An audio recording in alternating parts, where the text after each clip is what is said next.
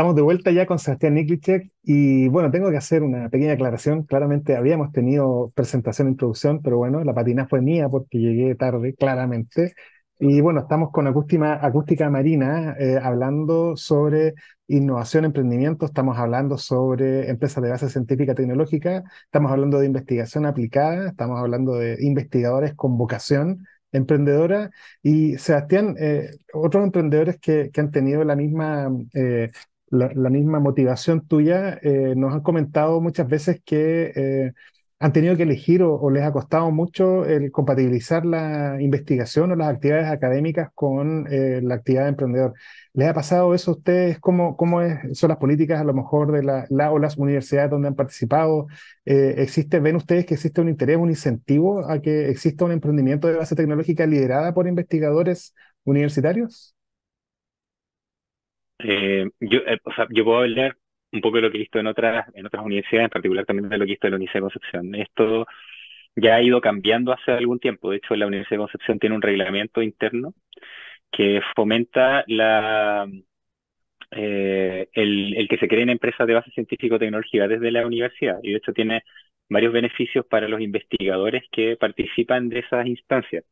Eh, Ujú. por otro lado, la universidad no necesariamente frena el que los investigadores puedan participar y crear sus propias empresas. Es algo que pasa al día de hoy, sobre todo en consultoría. Yo diría que por eso partí así. Yo creo que el investigador está más preparado para la consultoría y tradicionalmente se mete ahí.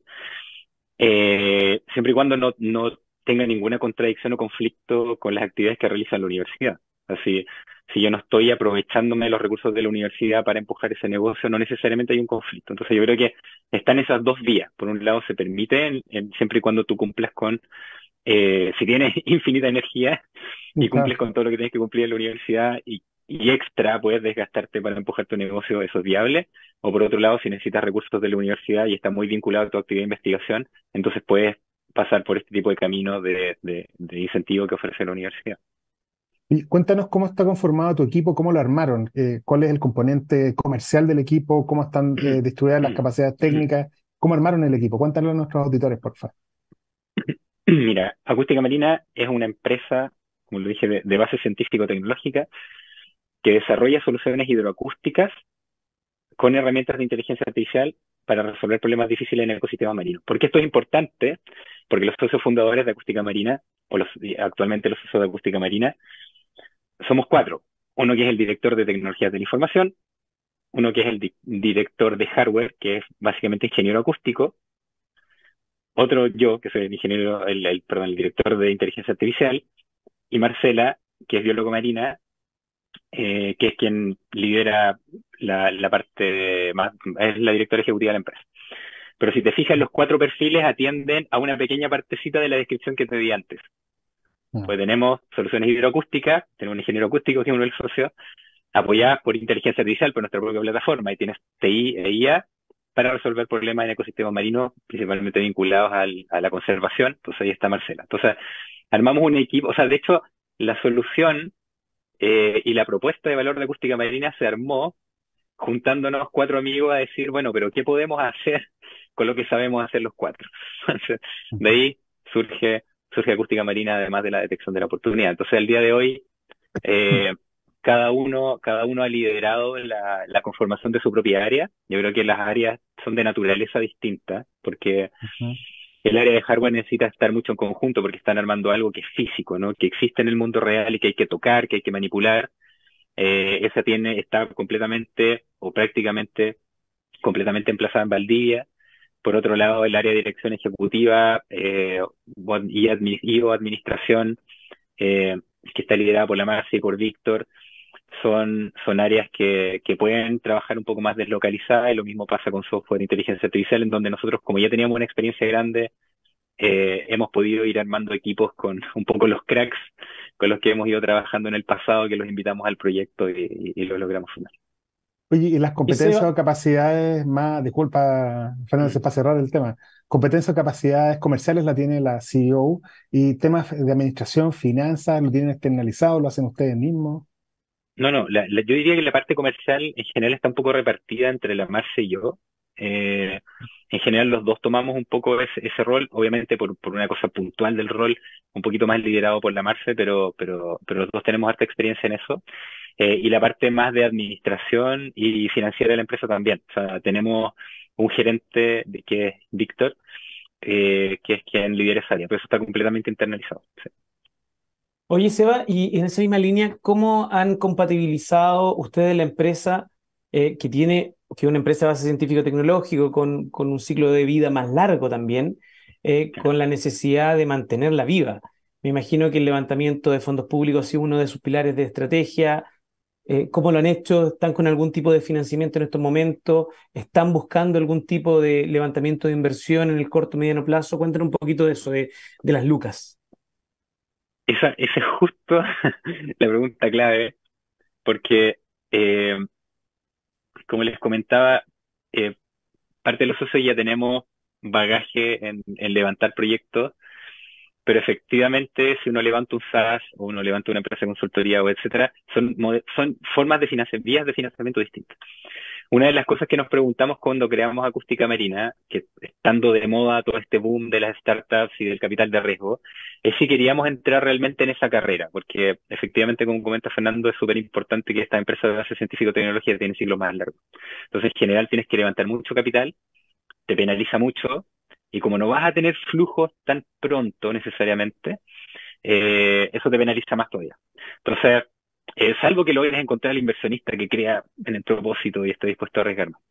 Entonces, lo que decidimos hacer fue, y nos costó mucho al principio, porque postulamos fuentes de financiamiento público y nos decían, oye, lo que están tratando de hacer es súper tirado en las mechas, no, no tiene sentido, no veo muy claro el modelo de negocio. Así que yo diría que la primera fuente de financiamiento un poco más grande que tuvimos, hubo algunas cosas pequeñas de Corfo, fue efectivamente la posibilidad de participar de Avante, además de los fondos propios. Y una vez que participamos de Avante, ya teníamos desarrollado bastante de la tecnología. La segunda inyección de capital importante que nos llegó fue desde los mismos socios. O sea, nosotros hicimos ahí un proceso de bootstrap para financiar la empresa. La verdad es que al día de hoy tenemos una capacidad de financiamiento importante que es propia, lo que no hace necesariamente que estemos buscando capital afuera. Si bien es bienvenida, obviamente, cualquier conversación de cualquier socio estratégico y que pueda sumar, hasta ahora hemos logrado financiar con capital, o sea, con fondos públicos, capitales propios y venta de productos o servicios. Ese es un poco el ciclo que hemos seguido. Y hacia futuro, ¿están pensando en algún levantamiento tipo Venture Capital? Yo creo que tendríamos que pensarlo. Hay distintas figuras, está también la inversión de impacto, hay otras vías más allá solo del venture capital. Eh, También ahora algo que está bastante de moda en las startups después de esta burbuja del capital de riesgo de las startups es quizás levantar unos pequeños fondos o levantar deuda.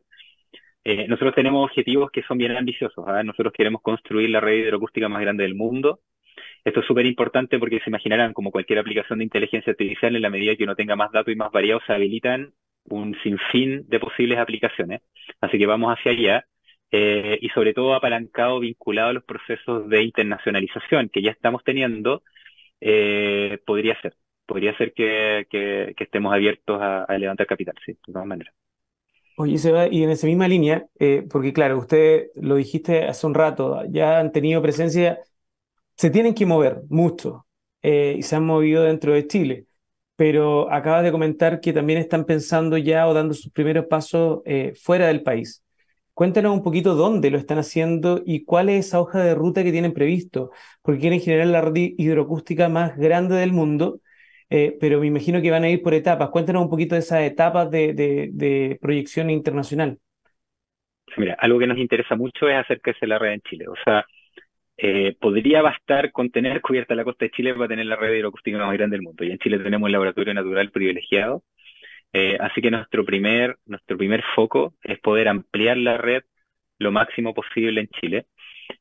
Al día de hoy tenemos proyectos activos en Colombia. Así que la siguiente banderita, digamos, en Latinoamérica está ahí. Estamos teniendo también algunas conversaciones muy interesantes en Perú. Eh, y por otro lado, también acabamos de firmar un convenio de colaboración con Panamá. Así que también estamos yéndonos un poquito hacia Centroamérica.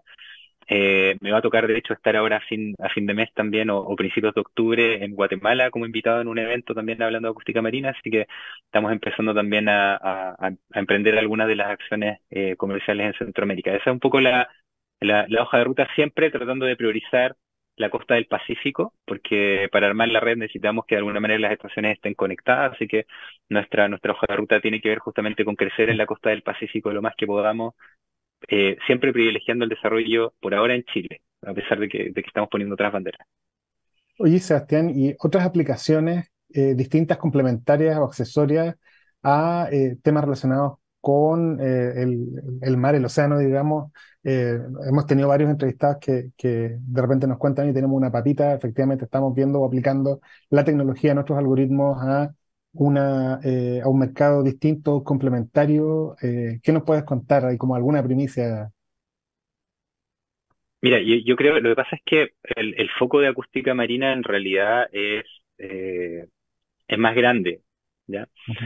Nosotros, dentro de lo que hacemos también es apoyar el desarrollo de las comunidades locales, donde también, que pueden o no estar vinculadas, o sea, que en general es donde están emplazados los proyectos. Y por otro lado, también nos preocupamos intensamente de la educación de las comunidades locales. Entonces, por ejemplo, algo súper bonito que se ha desarrollado hasta ahora son plataformas abiertas a la comunidad, donde tú puedes escuchar lo que está pasando, donde tienes sonidos representativos de las especies que habitan en el sector. Eh, entonces, por un lado, nuestra tecnología va, digamos, más allá de solo lo que hagamos puntualmente con las estaciones y con la detección. Ya también tienen harto que ver con poder potenciar y apoyar a las comunidades. Eso nos interesa mucho. Perfecto. Eh, Respecto a otras cosas, bueno, la verdad es que la tecnología al día de hoy en el agua tenemos suficientes desafíos. Siempre me gusta hablar de esto porque es algo que en general no se piensa, ¿ya? Cuando uno parte estudiando el problema de detección de cetáceos, tú dices, bueno, ¿qué es lo primero que yo voy a hacer? Tengo que detectar ballenas. ¿Qué es lo primero que voy a hacer? Me voy a leer toda la literatura que existe, ¿cierto? Pues soy científico, entonces creo mucho en lo que se ha hecho desde la academia. De lo que uno se da cuenta rápidamente es de que la literatura científica que existe en torno a la detección de ballenas se basa en la detección del canto. ¿Está bien? Entonces tú estás escuchando y tú lo que detectas es el canto de las ballenas y eres capaz de discriminar más o menos de qué ballena se trata. Ya hay algunos trabajos en eso. ¿Cuál es el problema? Es que tal como una persona, las ballenas no van por la vida cantando, ¿cierto? Esto no es un musical, Mm. no es. Entonces, eh, el problema es que si yo quiero evitar colisiones de ballenas con embarcaciones, yo tengo que ser capaz de detectar a través del sonido las ballenas aunque no canten. Entonces, ¿cómo resuelvo ese problema científico? Porque finalmente es un problema científico, ¿cierto? Es un problema que tengo que Ujú. investigar, tengo que a partir de mis propios datos entender cómo hacerlo. Entonces, eh, por ejemplo, ese es el tipo de problemas que ya hemos resuelto. Entonces, eso nos permite obviamente traspasarlo a otros tipos de fauna también. También somos capaces de detectar un pool de tipos de fauna distinto bien rico. Y por otro lado, al mismo tiempo somos capaces de detectar otras cosas que también suenan mucho. Por ejemplo, los eventos geológicos suenan un montón, generan un montón de ruido. Entonces Te iba también a uno es capaz preguntar, de terremotos, detectar, por ejemplo. o sea, incluso temblores y que no estén necesariamente cerca, se sienten. Sí, eso, la placa se mueve a lo largo de un territorio súper amplio y todo ese movimiento genera vibración y esa vibración genera movimiento de partículas y que justo efectivamente lo que produce es el ruido, ¿cierto? Que se propaga de manera muy eficiente en el agua. Entonces, somos capaces de detectar varias cosas solamente en el agua. Ahora, nuestra tecnología funcionaría en aire, sí, pero el problema es que en aire hay más cosas. Entonces, básicamente lo difícil del agua es que poner un equipo en el agua que transmita en tiempo real, que detecte con IA y que funcione, es casi equivalente a poner un equipo en la luna. Es muy difícil, si en el mar todo puede salir mal, tú estás poniendo un computador a la inclemencia de las marejadas, del clima, es súper difícil. Entonces, yo creo que por ahora estamos concentrándonos ahí, podrían haber efectivamente modelos alternativos para la tecnología, pero en el mar ya tenemos infinitos problemas interesantes que resolver. Estamos súper entretenidos ahí. Oye, Sebastián, yo creo que el avance que ustedes han tenido, yo conozco el proyecto Acústica Marina desde Avante y el avance que ustedes han tenido es tremendo. Pero una de las cosas que nosotros hemos visto harto en el mundo de la EBCT tiene que ver que lo que hablábamos delante, no solo el camino es más largo, sino que es mucho más complejo y requiere de múltiples capacidades, de múltiples apoyos. Y en ese sentido, ¿cuáles han sido, a su parecer, aquellos desafíos más importantes que no tienen que ver con lo comercial, con la validación, sino más bien de necesidades complementarias que, no han, que han tenido que cubrir de manera externa? Temas de propiedad intelectual, temas del escalamiento de la tecnología, temas del acceso a clientes. ¿Cuáles son esos que en un emprendimiento tan complejo como el de ustedes tienen que lidiar día a día? Temas tan quizás administrativos, como decía Pablo, temas contables. ¿Cuáles han sido esos desafíos que no están en el core del negocio propiamente tal? Mira, yo, como te decía, yo creo que como teníamos cierta experiencia previa, yo creo que los temas particulares de gestión y administración de la empresa los hemos ido tomando. Yo creo que hemos entendido qué es lo que está fuera de nuestras capacidades y hemos sumado a alguien que nos pueda apoyar. Entonces, naturalmente, al principio, cuando partes y eres cuatro socios y no tienes equipo y tienes un poco que estar como un pulpo, siendo cierto de todo, haciendo de todo, ahí naturalmente habían varias cosas que se nos complicaban un poquito, pero esas cosas se detectaron rápido y fueron efectivamente empujándose. Entonces, eh, una de las socias de la empresa, que al día de hoy ya no está trabajando con nosotros, logró avances significativos en temas de propiedad intelectual, registro de marca, etcétera. Entonces teníamos además alguien dentro del equipo que entendía muy bien eso, y Víctor, que es nuestro gerente de administración y finanzas, es alguien que tenía muchos años de experiencia en industria manufacturera y tomando este mismo rol en empresas grandes. Entonces alguien que realmente tiene un bagaje gigantesco en esto.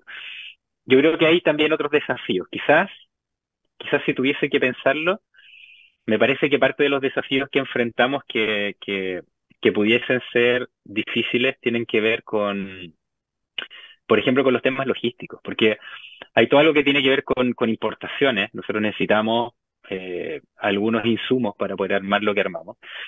Y por otro lado, tenemos que, o sea, para que se hagan una idea, cuando cada vez que instalamos una estación, separa el puerto, en el proyecto, por ejemplo, de Cruz Grande, separa el puerto de Coquimbo, llega un barco que nosotros contratamos con una grúa gigantesca que sube las boyas que llegan en camiones al barco, y ese barco tiene que navegar un montón, 70 kilómetros, digamos, en el mejor de los casos, para luego pasar por un proceso de instalación que es súper fino y donde muchas cosas pueden salir mal. Entonces, parte importante de lo que tuvimos que hacer.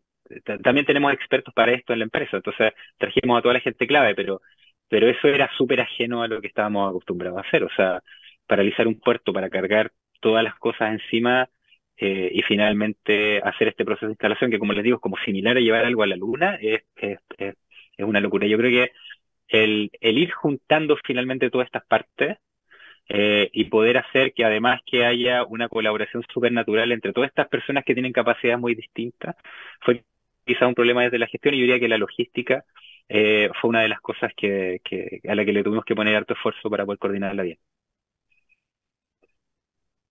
Oye, Sebastián, nos quedan los últimos minutos antes de cerrar el programa. Se pasó volando, ¿no? Nos quedamos como con 1000 preguntas en nuestra pauta. Pero, ¿cómo ves a Acústica Marina de aquí a 3 o 5 años? ¿Cuál es tu sueño y qué te gustaría, digamos, que estás contándonos cuando te volvamos a entrevistar de aquí a 3 o 5 años más, ya como un unicornio y un superstar eh, obviamente, guardando las proporciones? Mira, la verdad es que me encantaría que hayamos crecido mucho más en la red. O sea, efectivamente eso va sí o sí a habilitar que nuestra tecnología siga creciendo. Entonces, poder hablar de la instalación que tenemos en distintos países, poder hablar también de cómo hemos ayudado a potenciar las comunidades locales en esos países, poder hablar, por ejemplo, de cómo nuestros proyectos han permitido mejorar la vinculación entre la academia y la empresa, de modo que, por ejemplo, los académicos estén desarrollando publicaciones científicas a partir de los datos que generan nuestras estaciones. Me encantaría eso también. A poder hablar también de cómo hemos ayudado a, como decía, a potenciar o desarrollar y educar las comunidades locales. Eso también me encantaría. Eh, y sobre todo, puede sonar un poco cliché, pero no hay que olvidar que nuestro propósito es lograr que la industria avance hacia una relación más sostenible con el mar. Yo creo que eso para mí es la clave. Sí. Más allá de crecer la red, para mí crecer la red significa que hemos logrado que más empresas entiendan que hay que tener una relación más saludable con el mar. Entonces, si nos juntamos a a hablar del crecimiento de la red, nos estamos juntando a hablar también de que ha habido un cambio de mentalidad en muchas de las empresas que tienen actividad en la costa en pos de desarrollar esta relación más sostenible. Me encantaría poder hablar de eso y decir, oye, mira, estamos trabajando con 100 empresas distintas y todos están súper alineados en que lo que hay que hacer es cuidar el mar. Oye, Sebastián, de verdad, se nos pasó volando, como decía Pablo, la entrevista, la conversación. Hablamos de varios temas, quedó ahí un tema pendiente que me imagino que en otra oportunidad lo vamos a tocar o más que nada un aviso de que Marcela acaba de ganar Women in Tech, un tremendo reconocimiento como una mujer emprendedora también. Entonces, felicitaciones a ustedes como emprendimiento. Así que creo que una tremenda noticia. Y se nos pasó volando el programa. Así que queremos agradecerte en nombre de Legal Lab, en nombre de Pablo y del mío. Les deseamos mucho éxito y de verdad esperamos que en un tiempo más, ojalá no tan lejano, tengamos esta red de hidroacústica presente en gran parte no solo de nuestro territorio, sino que expandiéndose rápidamente a otros países y que sea con el sello de acústica marina. Mucho éxito también les deseamos en el premio Boni, que se va a fallar ahora en noviembre de este año. Así que les vaya muy bien y nosotros nos vamos a ir de inmediato a nuestra última pausa comercial para ya estar de regreso y hacer el cierre de nuestro programa de hoy. Nos vamos.